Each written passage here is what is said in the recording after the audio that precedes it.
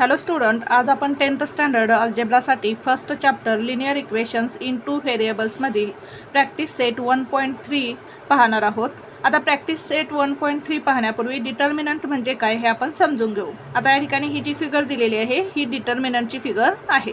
याच्यामध्ये आपल्याला 2 vertical lines दिसत आहेत आणि याच्यामध्ये ए बी सी डी हे 4 एलिमेंट्स आहेत. आता ए बी सी डी हे जे 4 एलिमेंट्स आहेत या ठिकाणी काय असणार आहेत, नंबर्स असणार आहेत. फॉर एक्झाम्पल या ठिकाणी आपण डिटर्मिनंट काढलेला आहे. याच्यामध्ये 2 व्हर्टिकल लाईन्स आहेत आणि 4 नंबर्स दिलेले आहेत. आता या डिटर्मिनंटमध्ये ए बी हे जे आडवे नंबर्स असणार आहेत त्यांना म्हणायचं रोज. A B and C D हे काय आहेत, रोज आहेत. ए बी हा फर्स्ट रो आहे आणि सी डी हा सेकंड रो आहे. त्याचप्रमाणे ए सी आणि बी डी हे जे उभे नंबर्स आहेत यांना काय म्हणायचं, कॉलम्स. हे काय आहेत, कॉलम्स आहेत. A B and C D हे जे आडवे नंबर्स आहेत यांना म्हणायचं रोज आणि ए सी बी डी हे जे उभे नंबर्स असणार आहेत त्यांना म्हणायचं कॉलम्स.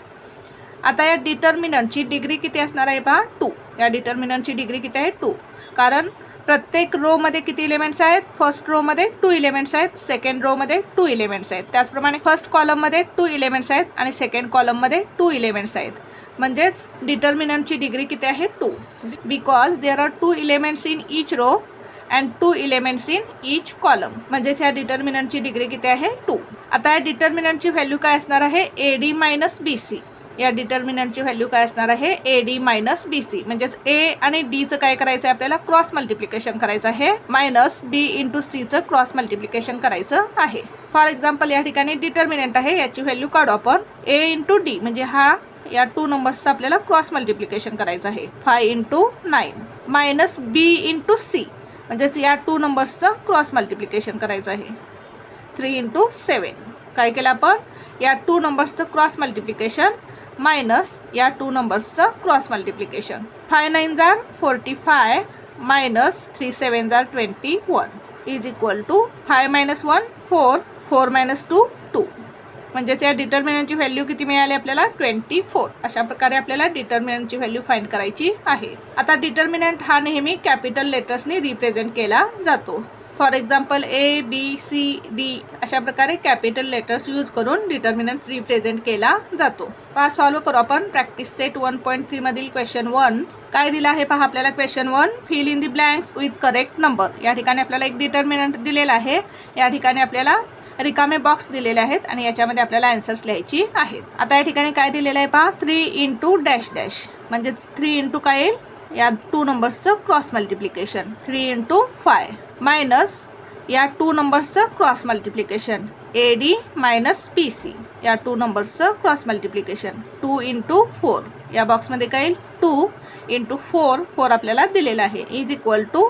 आता 3 इंटू 5 किती येईल, 15 या बॉक्समध्ये काय येईल, 15 मायनस मायनस साईन दिलेलं आहे. 2 4 जा 8 8 या ठिकाणी आपल्याला दिलेलं आहे. 15 मायनस 8 किती येईल पहा, 7. म्हणजेच या डिटर्मिनंटची व्हॅल्यू किती मिळाली आपल्याला, 7. क्वेश्चन सेकंड पहा काय दिलं आहे आपल्याला, find the values of following determinants. या ठिकाणी आपल्याला डिटर्मिनंट्स दिलेले आहेत आणि त्याच्या व्हॅल्यू आपल्याला फाइंड करायच्या आहेत. फर्स्ट एक्झाम्पल सॉल्व्ह करू आपण. या ठिकाणी आपल्याला डिटर्मिनंट दिलेलं आहे. आता आपण या 2 नंबर्सचं क्रॉस मल्टिप्लिकेशन करू. -1 इंटू 4 मायनस या 2 नंबर्सचं cross multiplication. 7 into 2 is equal to -1 into 4 किती येईल, -4 4 1 जार 4 साईन मायनस येईल. मायनस 7 2 जार 14 -4 -14 मायनस मायनस काय होईल, प्लस होईल. 4 + 14 किती येईल, 18 आणि साईन काय येईल, मायनस मायनस साईन मायनस येईल. म्हणजेच आपल्याला या डिटर्मिनंटची व्हॅल्यू किती मिळाली पहा, -18. सेकंड एक्झाम्पल सॉल्व्ह करू आपण. आता या ठिकाणी आपल्याला हा डिटर्मिनंट दिलेला आहे. आता या 2 नंबर्सचं आपण क्रॉस मल्टिप्लिकेशन करू. 5 इंटू 0 मायनस या 2 नंबर्सचं क्रॉस मल्टिप्लिकेशन. 3 इंटू -7 3 इंटू -7 आपण ब्रॅकेटमध्ये लिहू इज इक्वल टू 5 इंटू 0 काय येईल, 0 येईल. -3 इंटू -7 3 7 जार 21 येईल. मायनस मायनस काय होईल, प्लस. 3 7 जार 21 इज इक्वल टू 0 + 21 किती येईल, 21. म्हणजेच आपल्याला या डिटर्मिनंटची व्हॅल्यू किती मिळाली, 21. थर्ड एक्झाम्पल सॉल्व करू आपण. या ठिकाणी आपल्याला डिटर्मिनंट दिलेला आहे. सॉल्व करू आपण. प्रथम आपण या 2 नंबर्सचं क्रॉस मल्टिप्लिकेशन करू. 7/3 इंटू 1/2. 7/3 इंटू 1/2 मायनस या 2 नंबर्सचं cross multiplication 5/3 into 3/2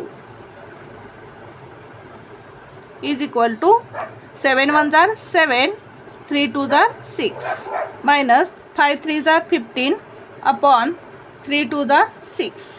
denominator equal आहे, मग आपण काय करू, न्यूमरेटरची सबट्रॅक्शन करू. 7 - 15 अपॉन 6 इज इक्वल टू 7 - 15 किती येईल पहा. 15 - 7 8 येईल. ग्रेटर नंबरचं साईन काय आहे, मायनस, म्हणजे या ठिकाणी काय येईल -8/6. या ठिकाणी भाग घालू आपण. 2 4 जार 8, 2 3 जार 6, म्हणजेच आपल्याला या डिटर्मिनंटची व्हॅल्यू किती मिळाली, -4/3. अशा प्रकारे आपल्याला डिटर्मिनंटच्या व्हॅल्यू फाइंड करायच्या आहेत. पुन्हा एकदा पहा आपण एक्झाम्पल कशी सॉल्व केलीत.